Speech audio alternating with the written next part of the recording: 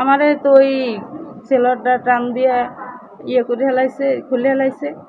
পরে আমি ধরছি, এরা করে না, এই জামা এবার পিছন দিয়ে মানে এমনভাবে ধরছে পরে আমি সিডা মারছি পরে আর একটা উঠে আমার এই গালের মধ্যে ঘুষি মারছে।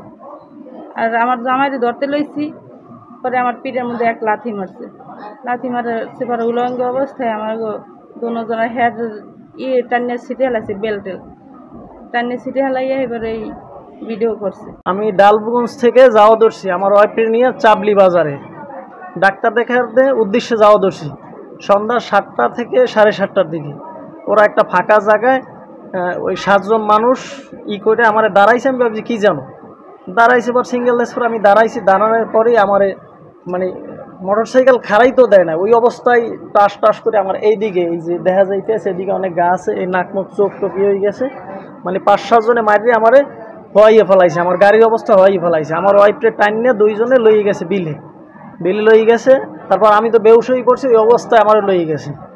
আমি জানি না যে কী হয়ে গেছে, হঠাৎ করে বোঝায় ইট দিয়ে মারছে, এমন মারা মারছে আমার এই সাইডে সব, এই দেখতে পারতেছেন আমার চোখ টোক এই সবই হয়ে গেছে, এই সাইড কালার। তারপর ওই জায়গায় নিয়ে আমাদের কাছে 1 লক্ষ টাকা দাবি করে, চাঁদা দাবি করে। আর ওই ভিডিও আছে অনেক, ভিডিওতে দাবি করে তোরে পাই না, মোটে ফাইলে পাই না, তোরে পাইছি তো এই সেই।